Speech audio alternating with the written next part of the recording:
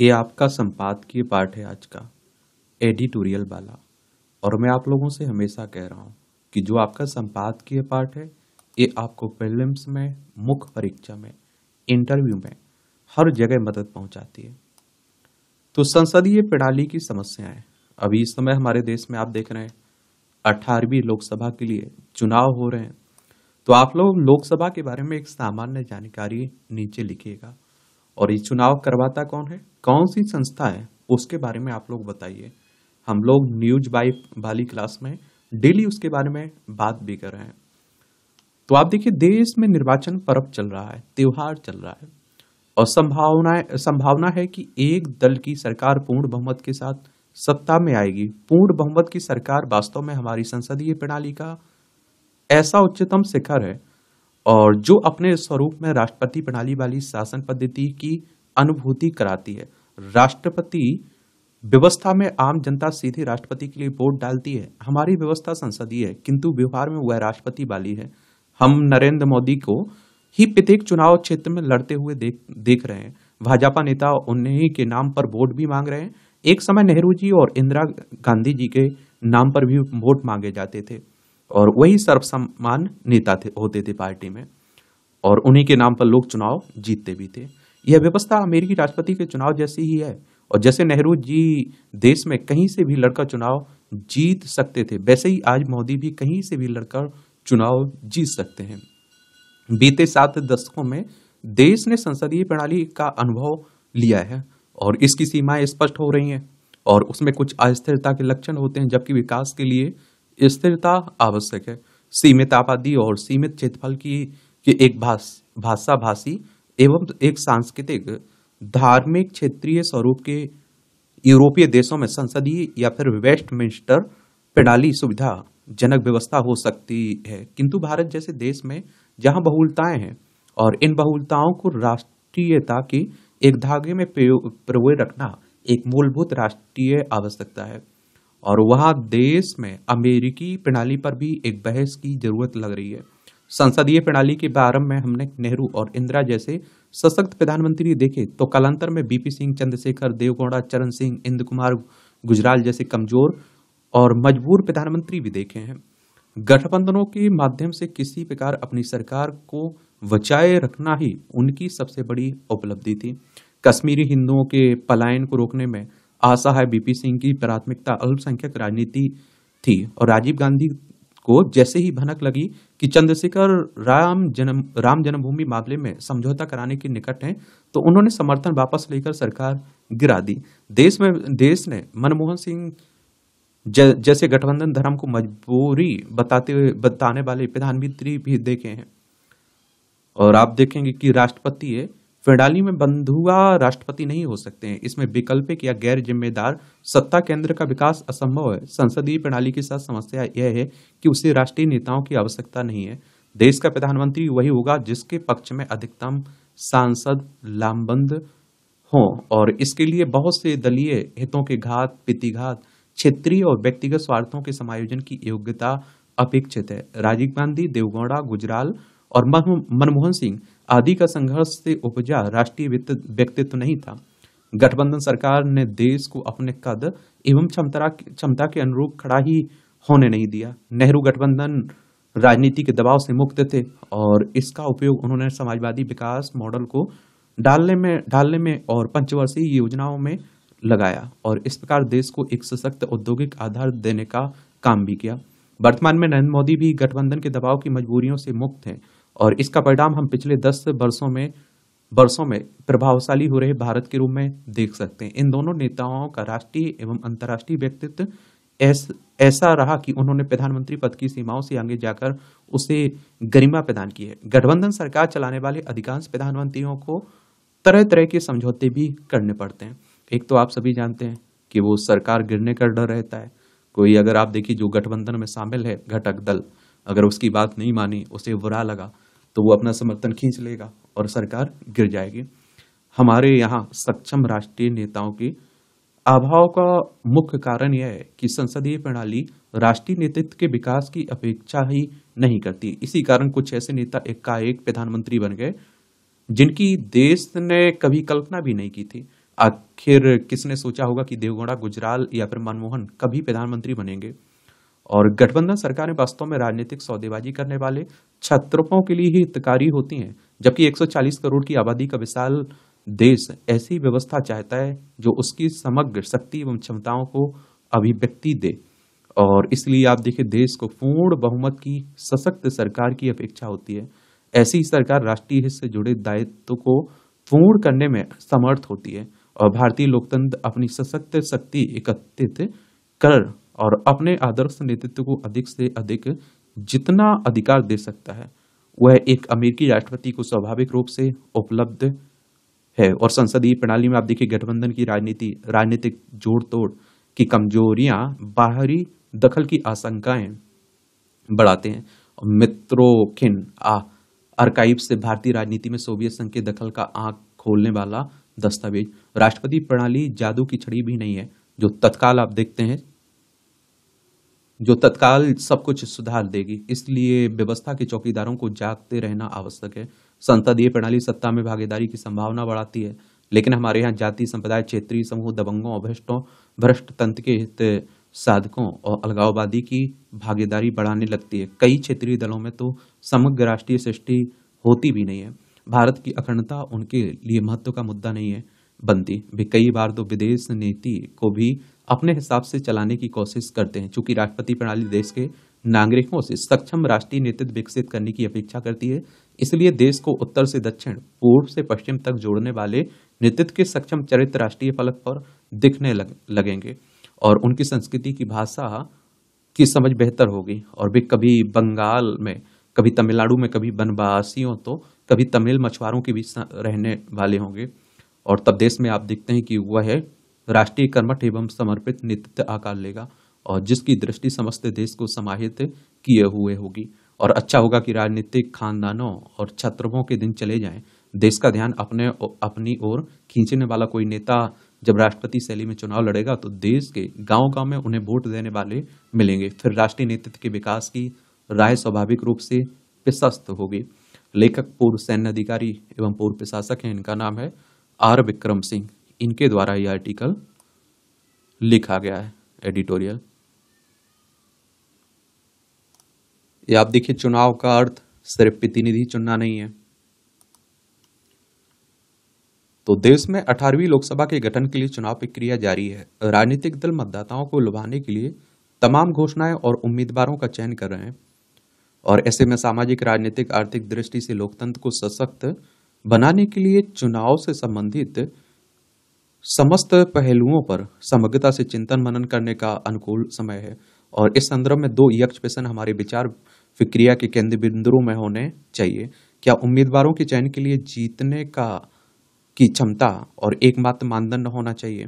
क्या मतदाताओं को प्रतिनिधियों को केवल स्वीकारने या फिर अस्वीकारने के लिए मतदान करना चाहिए, अथवा इससे परे विचार कर मताधिकार का प्रयोग करना चाहिए? सार्वजनिक जीवन में अनुभव सद्कार्यों के जरिए जनता में लोकप्रियता, ईमानदारी, सत्यनिष्ठा, पारदर्शिता, जन कल्याण के लिए प्रतिस्पर्धा एवं राष्ट्रहित आदि गुणों के आधार पर उम्मीदवारों का चयन होना चाहिए। निर्वाचित प्रतिनिधियों को विकास के एजेंडे के निर्धारण एवं क्रियान्वयन में सक्षम होना चाहिए। उनमें आप देखिए, समावेशी एवं सतत विकास के लिए जरूरी विमर्श में जन आकांक्षाओं को रेखांकित करने की क्षमता होनी चाहिए। और आप देखिए, चुनाव मतदाताओं के लिए कई विकल्प खोलते हैं और उनसे पता चलता है कि कौन सा राजनीतिक दल समसामयिक विषयों पर बेहतर कानून बना सकता है और लोक कल्याण के लिए बेहतर निर्णय ले सकता है। समावेशी एवं टिकाऊ सामाजिक आर्थिक विकास के लिए नीतियां एवं कार्यक्रम बनाकर उन्हें प्रभावी ढंग से लागू कर सकता है।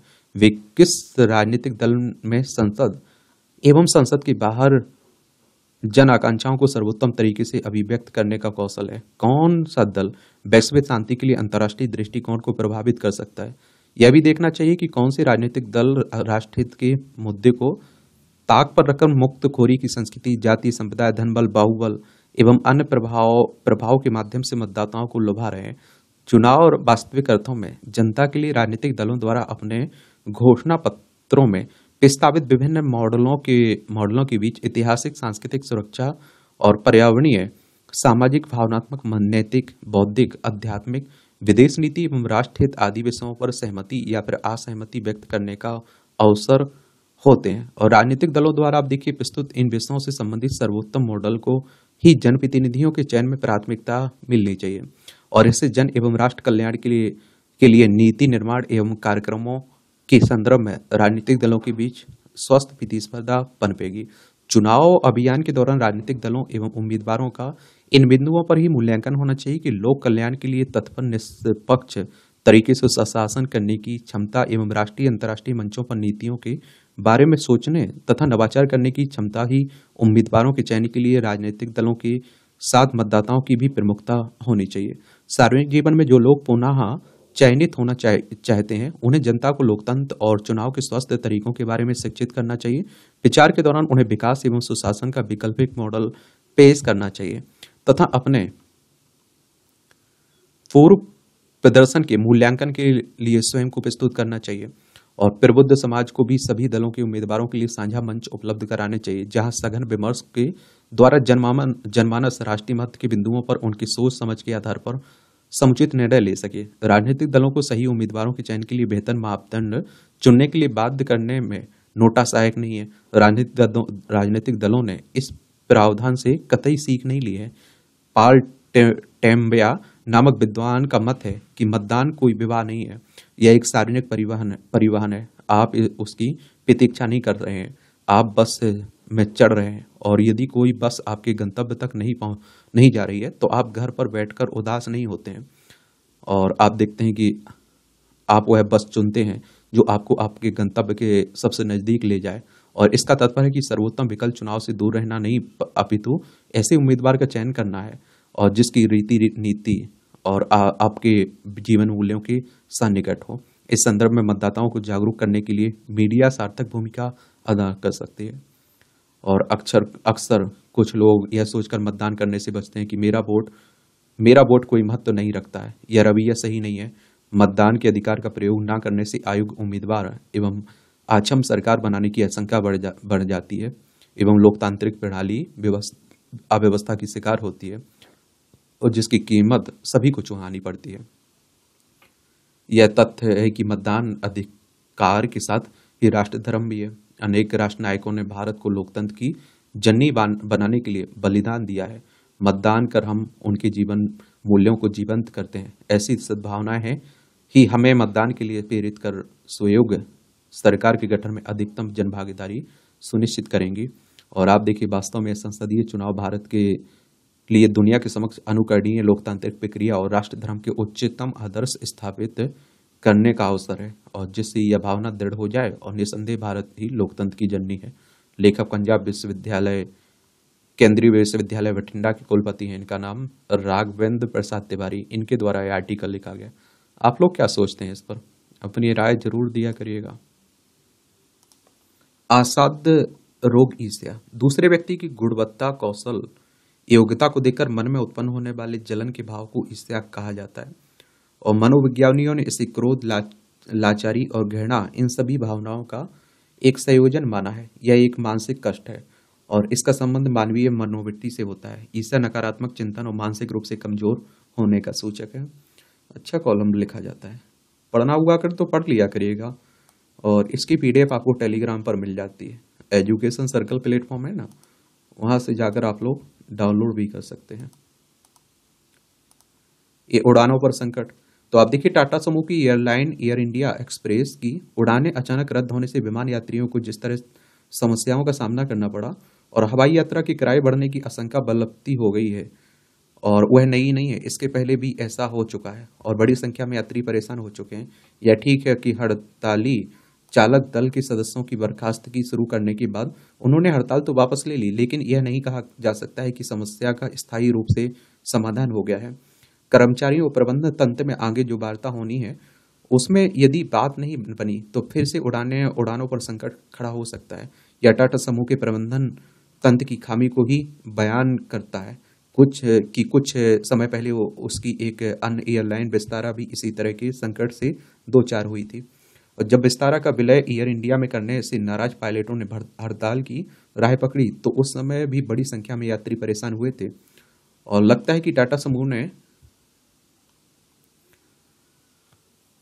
उस संकट से कोई सबक नहीं सीखा। अब एयर इंडिया एक्सप्रेस के चालक दल के सदस्य समूह की एक अन्य एयरलाइन एयर एशिया में विलय से क्षुब्ध हैं। वे अपनी सुविधाओं और वेतन भत्तों में कटौती की आशंका से ग्रस्त हैं। समझना कठिन है कि टाटा समूह एयर इंडिया एक्सप्रेस के कर्मचारियों की आपत्तियों से परिचित होने के बाद भी उनका समय रहते समाधान क्यों नहीं कर पाया। और इसका कोई विशेष मतलब नहीं है कि एयर इंडिया एक्सप्रेस की उड़ानें रद्द होने से यात्रियों को अन्य किसी दिन की वैकल्पिक उड़ानों की पेशकश की गई और किराया वापस करने का वादा किया गया। प्रश्न यह है कि तय समय पर गंतव्य तक न पहुंच पाने के कारण हजारों लोगों को जो नुकसान उठाना पड़ा उसकी भरपाई कैसे होगी। यह नुकसान केवल यात्रियों की परेशानी बढ़ाने वाला ही नहीं है, टाटा समूह की साख पर बट्टा लगाना वाला भी है। जब टाटा समूह ने करीब 2 वर्ष पहले एयर इंडिया को सरकार से हासिल किया था, तब यह आस बंधी थी कि न केवल विमानन क्षेत्र को पंख लगेंगे, बल्कि इस विमान सेवा के साथ इस समूह की अन्य एयरलाइंस की सेवा और संचालन की गुणवत्ता सुधरेगी। यह विडंबना है कि ऐसा होने के बजाय विमान यात्रियों को मुसीबतों का सामना करना पड़ा। और यह सही है कि विमान महानिदेशालय ने एयर इंडिया एक्सप्रेस के प्रबंध तंत्र से जवाब तलब किया है, लेकिन आवश्यकता इसकी है कि वह उसके प्रबंधन की उन खामियों को दूर कराए जिनके कारण टाटा समूह की एयरलाइंस बार बार विमान यात्रियों को परेशानी में डाल रही हो। उसे यह भी सुनिश्चित करना होगा कि किसी भी एयरलाइन के खराब प्रबंधन का दुष्परिणाम विमान यात्रियों को ना भुगतना पड़े। ये आप देखेंगे अराजकता का प्रदर्शन। तो पंजाब में किसान विगत लगभग 3 माह से आंदोलनरत हैं। पटियाला के शंभू बॉर्डर पर किसानों ने सड़क मार्ग तो बाधित कर ही रखा है, विगत लगभग 21 दिन से रेल मार्ग पर भी धरना लगाया हुआ है। और इससे यात्रियों को न सिर्फ शारीरिक मानसिक अपितु आर्थिक रूप से भी कठिनाइयों का सामना करना पड़ रहा है। और प्रदेश में तापमान 42 डिग्री सेल्सियस से ऊपर जा चुका है। ऐसे में आम नागरिकों को पीड़ा से को समझना चाहिए। और हालांकि प्रदर्शनकारियों पर इसका रत्ती भर भी प्रभाव पड़ता दिखाई नहीं दे रहा है। और इसके साथ ही प्रदर्शनकारी प्रदेश भर में एक राजनीतिक दलों के प्रत्याशियों के विरुद्ध भी लगातार धरना प्रदर्शन कर रहे हैं और उन्हें प्रचार करने से रोक रहे हैं। विगत दिनों में पटियाला से भाजपा प्रत्याशी परनीत कौर के विरुद्ध ऐसे ही एक विरोध प्रदर्शन के दौरान एक प्रदर्शनकारी की मौत भी हो गई और किसानों ने इसे भी मुद्दा बनाया और इसकी मांग पर पुलिस ने हालांकि केस दर्ज कर लिया, लेकिन परनीत कौर के आवास के बाहर पक्का मोर्चा लगाने पर अड़े हुए थे। और इसे यदि अराजकता कहा जाए तो कोई अतिशयोक्ति नहीं होगी। प्रदर्शनकारी अपनी उचित मांगों के समर्थन में आवाज उठाने के लिए स्वतंत्र हैं, परंतु यह उचित मंच पर ही उठाई जानी चाहिए। मार्ग अवरोध देकर आम नागरिकों के लिए परेशानी खड़ी करना, लोकतांत्रिक व्यवस्था में किसी प्रत्याशी को प्रचार करने से रोकना कतई उचित नहीं है। प्रदेश सरकार को प्रत्याशियों की सुरक्षा के लिए उचित प्रबंधन करने के साथ ही आम नागरिकों और यात्रियों को भी हो रही परेशानी से दूर करने के लिए उचित कदम उठाना चाहिए एक तरह से।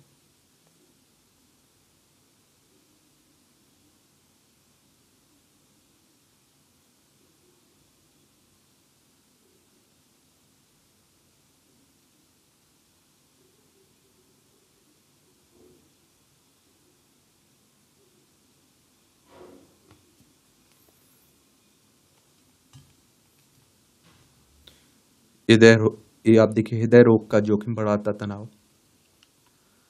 तो आप देखिए सहज जीवन शैली, सार्थक संवाद और सामाजिकता के भाव चाव को जीने वाले भारतीय समाज में तनाव एक गंभीर स्वास्थ्य समस्या बन गया है। एक अध्ययन के अनुसार भारत में हर तीसरा व्यक्ति तनाव का शिकार है, जिसके चलते हाइपरटेंशन का जोखिम भी बढ़ रहा है। भारतीय चिकित्सा अनुसंधान परिषद के अनुसार हाइपरटेंशन यानी कि उच्च रक्तचाप हमारे यहाँ 10.8% लोगों का जीवन छीनने की वजह बन रहा है और हाइपरटेंशन को साइलेंट किलर भी कहा जाता है। उच्च रक्तचाप का सीधा संबंध हृदय की सेहत से तो है ही, यह मस्तिष्क और शरीर के अन्य अंगों पर भी गहरा असर डालता है। हार्वर्ड हेल्थ में छपे शोध के मुताबिक दीर्घकालीन तनाव उस रक्तचाप का प्रमुख कारण है और यह धमनियों में रुकावट पैदा करने वाले जमाव को भी बढ़ावा देता है। समझना कठिन नहीं है कि आज के प्रतियोगी और आपाधापी भरे जीवन भर में हर आयु वर्ग के लोगों में तनाव के कारण हृदय रोगों से जुड़ी जोखिम भी बढ़ी है। आज दुनिया भर में महामारी बन चुके तनाव की जकड़न हर आयु वर्ग के लोगों शारीरिक मानसिक समस्याओं का शिकार बनना रही है। और चिंतनीय यह भी है कि हर 5 में से 4 पीड़ित व्यक्तियों का ठीक से इलाज नहीं होता है। विश्व स्वास्थ्य संगठन के अनुसार अगर दुनिया के सभी देशों द्वारा प्रयास किए जाए तो 2023 से 2050 तक 7.6 करोड़ लोगों को मौत के मुंह से बचाया जा सकता है। WHO की बात करें तो वर्ल्ड हेल्थ ऑर्गेनाइजेशन की बात हो रही। 7 अप्रैल 1948 में इसकी स्थापना हुई थी। जेनेवा स्विट्जरलैंड में इसका हेडक्वार्टर देखने को मिलेगा आपको। और 7 अप्रैल को आप लोग विश्व स्वास्थ्य दिवस भी मनाते हैं। दरअसल कामकाजी संसार हो या फिर सामाजिक जीवन संतुलन साधने के प्रयास ही लोगों को तनाव से बचा सकते हैं। तनाव के फैलते साये को समय रहते समझना ही इससे बचने का पहला कदम है। व्यायाम के प्रति जागरूक और नियमित होने से लेकर वर्चुअल दुनिया के दिखावे से अवसाद में घिरने तक सदी स्वस्थ और सजग जीवन शैली की आवश्यकता है। तनाव का शिकार बनने वाले इस कारणों को समझना आवश्यक है। मित्रों, परिजनों, सहकर्मियों और पेशेवर लोगों के साथ अपने मानसिक और भावनात्मक स्थिति के बारे में खुलकर संवाद करने का परिवेश बनाने की दरकार है। मौजूदा दौर में आप देखिए, स्मार्ट गैजेट्स की स्क्रीन में गुम रहना हो या फिर चाहे अनचाहे खुद तक सिमट जाने की प्रवृत्ति, अकेलापन और सामाजिक जीवन से बढ़ती दूरी तनाव के अहम कारण बन रहे हैं। समझना जरूरी है कि इंसान का जीवन भावनाओं और सामाजिक संबंधों से गहराई से जुड़ा हुआ है। इसने साथ के भाव मन को सुख देते हैं। अध्ययन बताते हैं कि सामाजिक गतिविधियों का सिमटना तनाव बढ़ाने वाला साबित हो रहा है। ऐसे में जमीनी जीवन शैली की ओर लौटना मन मस्तिष्क को घेरती इन स्वास्थ्य समस्याओं से बचाने के लिए बेहद जरूरी है। बिल्कुल सही लिखा जा रहा है। ये टिप्पणियां रहती हैं, ये भी देख लिया करिएगा। क्यों दिवालिया हो रहे हैं अमेरिकी बैंक? आजकल इसकी भी काफी चर्चा हो रही है। क्या कारण है? तो अमेरिका में वर्ष 2023 में 3 bank, silicon valley bank, signature bank और फर्स्ट रिपब्लिकन बैंक डूब गए थे। और इस वर्ष भी एक बैंक, रिपब्लिक फर्स्ट बैंक, डूब गया है। और अमेरिकी अर्थव्यवस्था में केंद्रीय बैंक यूएस फेडरल रिजर्व द्वारा ब्याज दरों में की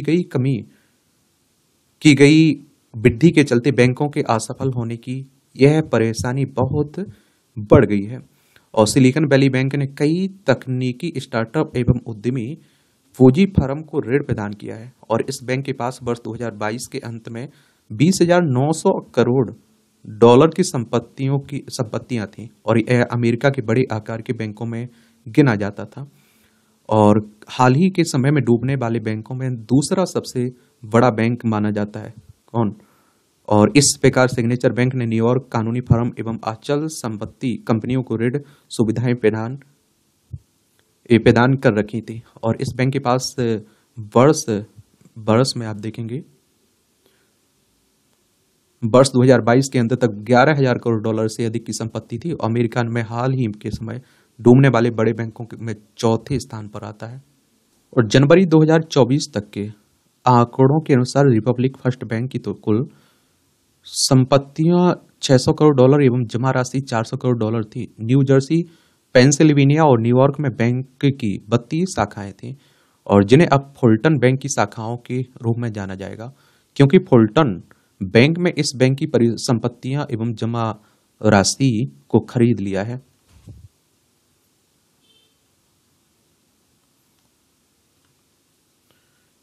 पीयू रिसर्च संस्थान के अनुसार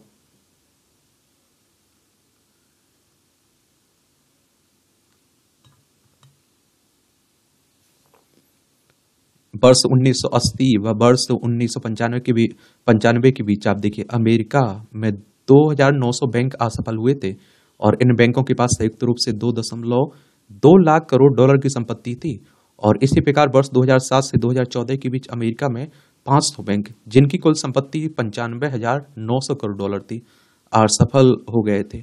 ऐसा कहा जाता है कि विशेष परिस्थितियों को छोड़कर अमेरिका में सामान्य बैंक असफल नहीं होते हैं। परंतु इस संबंध में अमेरिकी रिकॉर्ड कुछ और ही कहानी कह रहा है। 1941 से वर्ष 1979 के बीच अमेरिका में औसतन 5.3 बैंक प्रतिवर्ष असफल हुए हैं। वर्ष 1996 से 2006 के बीच औसतन 4.3 बैंक प्रतिवर्ष असफल हुए हैं। और एवं वर्ष 2015 से 2022 के बीच औसतन 3.6 बैंक प्रतिवर्ष असफल हुए हैं। वर्ष 2022 में अमेरिकी बैंकों को 62,000 करोड़ डॉलर का नुकसान हुआ है। इसके पूर्व वर्ष 1921 से वर्ष 1929 के बीच अमेरिका में औसतन 635 बैंक प्रति वर्ष असफल हुए थे।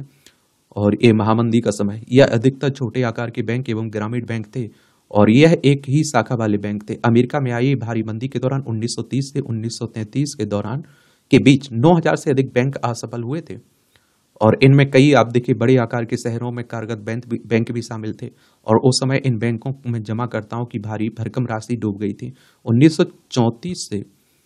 1934 से वर्ष 1940 के बीच अमेरिका में औसतन 50.7 बैंक प्रतिवर्ष बंद किए गए थे और अमेरिका में इतनी भारी मात्रा में बैंकों के असफल होने के कारणों में मुख्य रूप से वहां छोटे छोटे बैंकों की संख्या का बहुत अधिक होना है।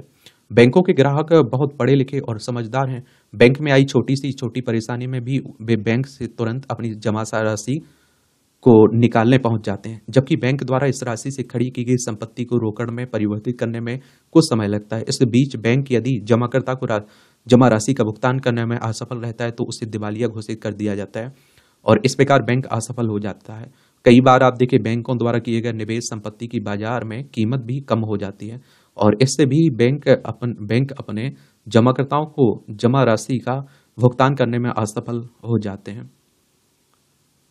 और अभी हाल ही में आप देखिए अमेरिका में मुद्रास्फीति की दर को नियंत्रित करने के उद्देश्य से ब्याज दरों में लगातार बढ़ोतरी की गई है और जिससे इन बैंकों द्वारा अमेरिकी बॉन्ड में किए गए निवेश की बाजार में कीमत अत्यधिक कम हो गई है और अब इन बैंकों में को बॉन्ड में निवेश की बाजार कीमत कम होने के स्तर तक प्रावधान करने को कहा गया है और यह राशि इन बैंकों के पास उपलब्ध ही नहीं है और जिसके चलते भी यह बैंक असफल हो रहे हैं। और एक सर्वे में बताया गया है कि आने वाले समय में अमेरिका में 190 अन्य बैंकों के असफल होने का खतरा मंडरा रहा है, क्योंकि आप देखेंगे ब्याज दरों के बढ़ने से ऋण की मांग बहुत कम हो गई है। विभिन्न कंपनियों ने अपने विस्तार की योजनाओं को रोक दिया है, इससे निर्माण की गतिविधियों में कमी आई है और अमेरिकी केंद्रीय बैंक फेडरल रिजर्व का पूरा ध्यान केवल मुद्रास्फीति को कम करने पर है। अमेरिकी अर्थव्यवस्था में विकास दर को नियंत्रित करने के प्रयास किए जा रहे हैं ताकि आप देखिए अमेरिकी अर्थव्यवस्था में उत्पादों की मांग कम हो और मुद्रास्फीति को नियंत्रण में लाया जा सके। इसके चलते कई कंपनियां अपने कर्मचारियों की छटनी कर रही हैं और देश में युवा वर्ग बेरोजगार हो रहा है। अमेरिका में आप देखिए बैंकों को असफल होने की समस्या मुख्य मुद्रास्फीति को नियंत्रित करने के उद्देश्य से ब्याज दरों में की गई वृद्धि के कारण उत्पन्न हुई है। दरअसल मुद्रास्फीति को नियंत्रित करने के उद्देश्य से उत्पादों की मांग को कम करने के लिए ब्याज दरों में वृद्धि करने के स्थान पर बाजार में उत्पादों की उपलब्धता बढ़ाई जानी चाहिए ताकि इन उत्पादों की कीमत को कम रखा जा सके। प्राचीन भारत में उत्पादों की उपलब्धता पर विशेष ध्यान दिया जाता था, जिस कारण मुद्रास्फीति की समस्या भारत में कभी रही ही नहीं, बल्कि भारत में उत्पादों की प्रचुरता के चलते समय समय पर उत्पादों की कीमतें कम होती रही हैं और ग्रामीण इलाकों की मंडियों में आसपास के गांव में निवास करने वाले ग्रामीण व्यापारी एवं उत्पादक अपने उत्पादों को बेचने हेतु एकत्रित होते थे एवं संध्या काल तक यदि उनके उत्पाद नहीं बिक पाते थे तो वे इन्हें को कम दामों पर बेचना प्रारंभ कर देते थे ताकि गांव जाने के पूर्व उनके समस्त उत्पाद बिक जाएं एवं उन्हें इन उत्पादों को अपने गांव वापस नहीं ले जाना पड़े। और इस प्रकार भी विभिन्न उत्पादों की भारतीय मंडियों में मांग से अधिक आपूर्ति बनी रहती थी, अतः उत्पादों की कमी के स्थान पर उत्पादों की प्रचुर मात्रा में उपलब्धता पर ध्यान दिया जाता था और इससे प्राचीन भारतीय ग्रंथों में मुद्रास्फीति का उल्लेख नहीं मिलता है। दूसरे पूंजीवादी अर्थव्यवस्था में आर्थिक मॉडल एवं नियमों को बहुत जटिल बना दिया गया और इससे भी कई प्रकार की आर्थिक समस्याएं खड़ी हो रही हैं और जिनका हल विकसित देश नहीं निकाल पा रहे हैं। ये समृद्धि की राह पर निरंतर अग्रसर भारत में हाल ही के वर्षों में गरीबी रेखा के नीचे जीवन यापन करने वाले नागरिकों की संख्या में भारी आप देखते हैं कि आई भारी कमी के संदर्भ में अंतर्राष्ट्रीय मुद्रा कोष, विश्व बैंक और विकसित देशों के कई वित्तीय एवं आर्थिक संस्थानों ने भारत की आर्थिक नीतियों की मुक्त कंठ से सराहना की है। यह सब दरअसल भारत में तेज गति से हुई वित्तीय समावेशन के चलते संभव हुआ है। भारत में प्रधानमंत्री जनधन योजना को वर्ष 2014 में लागू किया गया था, जिसके माध्यम से आम नागरिकों के बैंकों में बचत खाते खोले गए, आवश्यकता आधारित ऋण की उपलब्धता सुनिश्चित की गई, धन के प्रेषण की सुविधा, बीमा तथा पेंशन सुविधा भी उपलब्ध कराई गई। भारत में प्रधानमंत्री जनधन योजना को सफलतापूर्वक लागू करने के बाद प्रत्यक्ष लाभ अंतरण योजना डीबीटी को भी लागू किया गया और जिसके अंतर्गत केंद्र सरकार विभिन्न राज्य सरकारों द्वारा गरीब वर्ग के हितार्थ चलाई जा रहे विभिन्न सरकारी योजनाओं के अंतर्गत प्रदान की जाने वाली सहायता की राशि को सीधे ही हितग्राहियों के बचत खातों में जमा कर दिया जाता है। इससे विभिन्न योजनाओं के लाभार्थियों को 100% लाभ की राशि सीधे उनके हाथों में पहुंच जाती है। प्रत्येक लाभ अंतरण योजना के अंतर्गत वर्ष 2013 के बाद से 31 मार्च 2022 तक 24.8 लाख करोड़ रुपए की राशि सीधे लाभार्थियों के बचत खातों में जमा की जा चुकी है। इसमें अकेले वित्तीय वर्ष 2021-22 में आप देखिए में ही 6.3 लाख करोड़ रुपए की राशि लाभार्थियों के बचत खातों में हस्तांतरित की गई। पिछले 10 वर्षों के दौरान केंद्र सरकार एवं भारतीय रिजर्व बैंक द्वारा भारतीय बैंकों के माध्यम से इस दृष्टि से बहुत ठोस कार्य भी किया गया। न केवल 50 करोड़ से अधिक बचत खाते विभिन्न भारतीय बैंकों में खोले गए, बल्कि आज इन बचत खातों में 2 लाख करोड़ रुपए से अधिक की राशि भी जमा हो गई है। बचत की यह भारी भरकम राशि बैंक द्वारा देश के आर्थिक विकास में उपयोग की जा रही है। इस प्रकार भारत का गरीब वर्ग भी इन बैंक खातों के माध्यम से देश के आर्थिक विकास में प्रत्यक्ष रूप से अपना योगदान देता हुआ दिखाई दे रहा है। उक्त 50 करोड़ से अधिक बचत खातों में 50% खाते महिलाओं द्वारा खोले गए हैं। अर्थात अब भारतीय महिला ग्रामीण महिलाएं सहित आत्मनिर्भर बनती जा रही हैं। भारत में प्रधानमंत्री जनधन योजना के ने देश के हर गरीब नागरिकों को वित्तीय मुख्यधारा से जोड़ा है। समाज के अंतिम छोर पर बैठे गरीबतम व्यक्तियों को भी इस योजना का लाभ मिला है। प्रधानमंत्री जनधन योजना के अंतर्गत खाता धारकों को प्रदान की जाने वाली अन्य सुविधाओं का लाभ भी भारी मात्रा में नागरिकों ने उठाया है। प्रधानमंत्री सुरक्षा बीमा योजना ने से आप देखिए 33.78 करोड़ नागरिक जुड़ गए हैं। इनमें आप देखते हैं कि 48% महिला लाभार्थी हैं। इन योजनाओं के अंतर्गत 2 लाख रुपए का दुर्घटना बीमा केवल आप देखते हैं 20 रुपए के वार्षिक प्रीमियम पर उपलब्ध कराया जाता है। अटल पेंशन योजना से 5.20 करोड़ नागरिक जुड़ गए हैं। वहीं मुद्रा योजना के अंतर्गत 40.83 करोड़ नागरिकों को ऋण भी प्रदान किया गया। देखिए, आरबीआई की बात करें तो रिजर्व बैंक ऑफ इंडिया की बात हो रही है, जिसे बैंकों का बैंक भी कहते हैं। 1 अप्रैल 1935 में स्थापना हुई थी। मुंबई महाराष्ट्र में हेडक्वार्टर देखने को मिल जाएगा। IMF की बात करें तो इंटरनेशनल मॉनेटरी फंड की बात हो रही है। अंतर्राष्ट्रीय मुद्रा कोष की, यह भी एक अंतर्राष्ट्रीय संस्थान है, अंतर्राष्ट्रीय वित्तीय। इसकी स्थापना 27 दिसंबर 1945 में हुई थी। वॉशिंगटन DC USA में इसका हेडक्वार्टर देखने को मिलेगा। 190 सदस्य मेंबर हैं। वर्ल्ड बैंक की स्थापना, ये भी अंतर्राष्ट्रीय वित्तीय संस्थान है और इसका हेडक्वार्टर भी वॉशिंगटन DC USA में देखने को मिल जाएगा। जुलाई 1944 में इसकी स्थापना हुई थी। ये भी अंतर्राष्ट्रीय वित्तीय संस्थान है। इस तरह के संस्थानों के बारे में भी याद रखा करिएगा, इनसे भी क्वेश्चंस पूछे जाते हैं।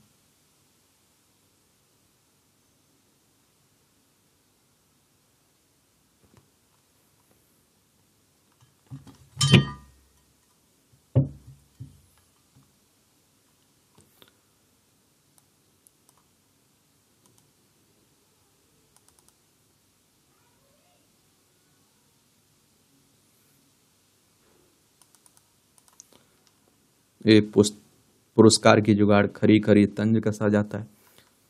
ये राजनीति की बातें हो रही हैं।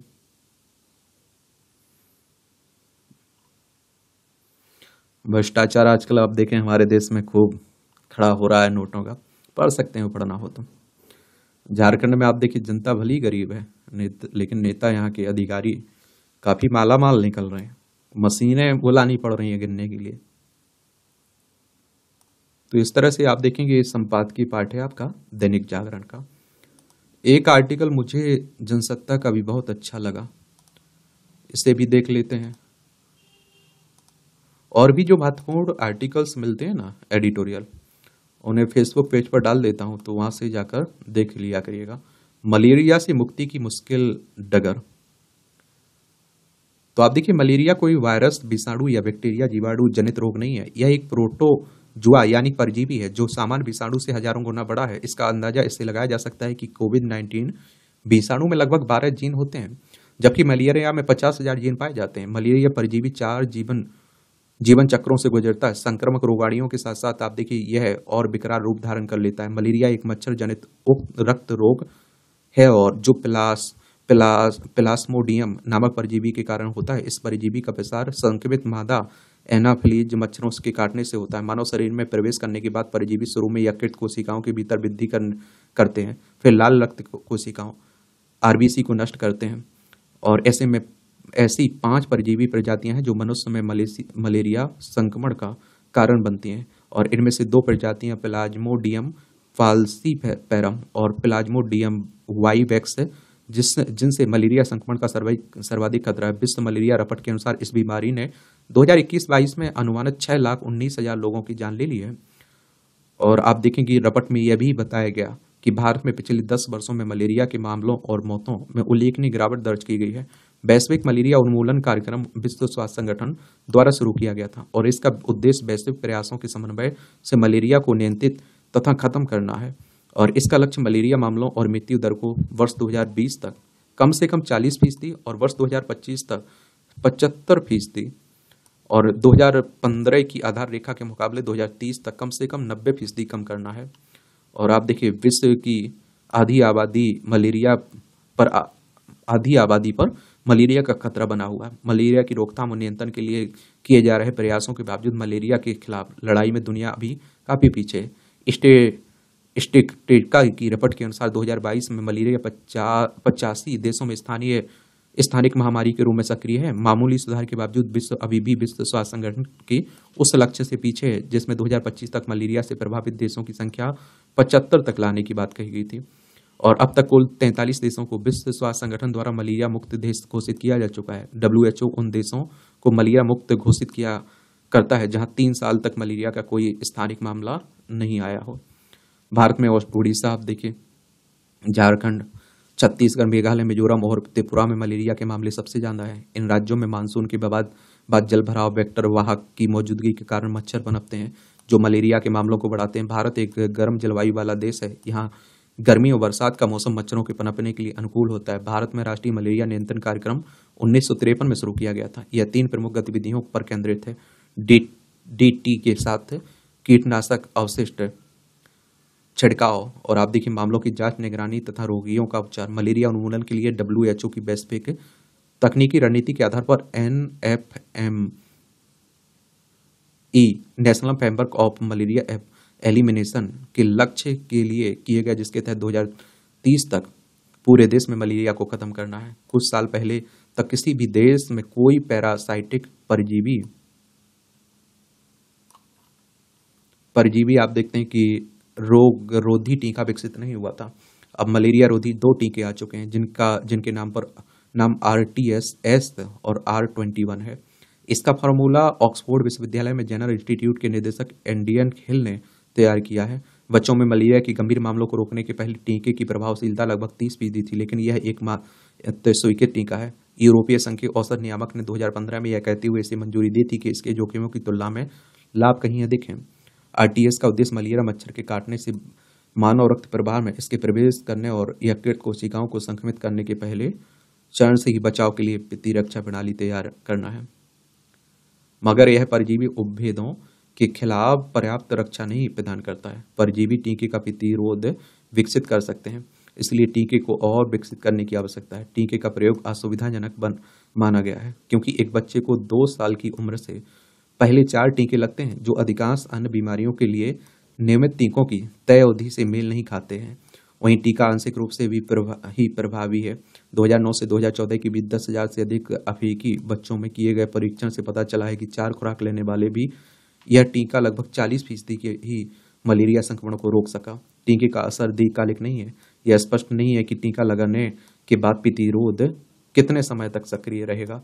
पिछले परीक्षणों में आप देखिए 4 साल तक के बच्चों का टीकाकरण किया गया था, जबकि दूसरा टीका R21 मलेरिया उन्मूलन में अधिक प्रभावी है। मलेरिया में चारों जीवन चक्र बेहद आगे अलग हैं और इनसे निपटने के लिए अलग अलग प्रतिजन की आवश्यकता होती है। प्रतिजन वह पदार्थ है जो हमारे शरीर की प्रतिरक्षा प्रणाली को एंटीबॉडी प्रदान करने के लिए सक्रिय करता है। इसके अलावा स्पोरोजाइट्स और कोशिकाओं के एक रोग पर गौर किया जाए तो आप देखेंगे कि जो मच्छर त्वचा पर काटकर मानव शरीर से में छोड़ते हैं, इन कोशिकाओं की यकृत में पहुंचने से पहले इनका पता लगाने की कोशिश की गई है। ये कोशिकाएं तेजी से फैलती हैं और ज़्यादा समय तक जीवित रहती हैं और हर मच्छर छोटी मात्रा में स्पोरोजोइट, शायद 20 स्पोरोजोइट त्वचा में छोड़ते हैं। अगर इंसानी शरीर इन 20 स्पोरोजोइट को झेल लेता है तो माना जाता है कि आप सुरक्षित हैं, लेकिन एक ही स्पोरोजोइट आगे बढ़ जाता है तो आपके लिए मुश्किलें खड़ी हो जाती हैं। R21 टीकाकरण की स्थिति अभी संतोषजनक भी नहीं है। हालांकि भारत में R21 टीके की लाखों खुराक भंडार करके रखी गई हैं। इसकी तुलना में अगर देखें तो ऑक्सफोर्ड और एस्ट्राजेनेका कोरोना रोधी टीके को 2020 में नए साल की पूर्व संध्या पर मंजूरी दी गई थी। और आप देखिए झटपट अगले ही सप्ताह कई देशों में इसका इस्तेमाल शुरू हो गया था। और उस वर्ष अफ्रीका में कोविड-19 की तुलना में मलेरिया से अधिक मौतें हुई हैं। मलेरिया रोधी पहला टीका RTS पहले ही एक बड़े सुरक्षा परीक्षण के तहत लाखों बच्चों को लगाया जा चुका है और इसका इस्तेमाल वास्तव में बहुत अधिक है। इसलिए अफ्रीका में बड़े पैमाने पर टीकाकरण किया जा सकता है और दुनिया भर में मलेरिया की जड़ कुछ जड़ से खत्म करने के बारे में अधिक गहराई से सोचने की आवश्यकता भी है।